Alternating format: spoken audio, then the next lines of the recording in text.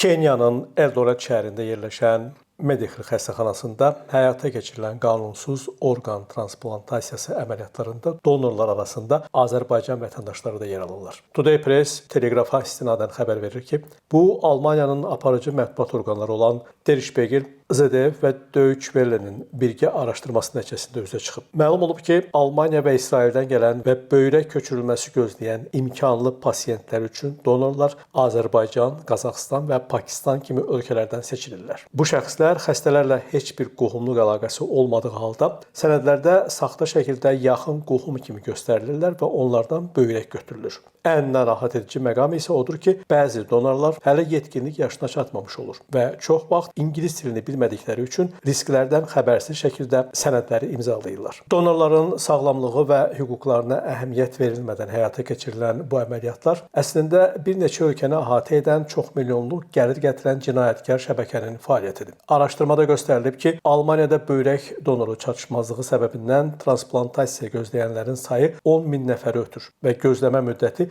8-10 ilədək uzana bilər. Məhz bu səbəbdən bir çox pasiyentlər, o cümlədən Almaniyanın Günzenhauser şəhərindən olan 57 yaşlı Sabine Fischer-Kugler çıxış yolunu ölkə xaricində qeyri-qanuni yollarla böyrək əldə etməkdə görürlər. Onun donoru isə 24 yaşlı Azərbaycan vətəndaşı olub. Rəsmi sənədlərdə əməliyyatın tamamilə təmənnasız olduğu göstərilsə də, pasiyent Medlit agentliyinə 100 min, 200 min ABŞ dollar arasında məbləğ ödədiyini etiraf edib. Hesabatda adı keçən Medical xəstəxanasının qurucusu və rəhbəri Hindistan əsilli keçmiş deputat Swarup Mishra hazırda dövlətə məxsus Kenya Biofax Vaksin İnstitutunun rəhbəridir və Ümumdünya Səhiyyə Təşkilatı ilə əlaqələrdə ölkəni təmsil edir. Onun barəsində dəfələrlə orqan alveri ilə bağlı ittihamlar səsləndirilsə də, o jurnalistlərin sorğularına cavab verməkdən imtina edib. Hazırda isə Azərbaycan da daxil olmaqla bir sıra ölkələrdən bu cür əməliyyatlara cəlb olunan donorlar ciddi sağlamlıq problemləri ilə üzləşir.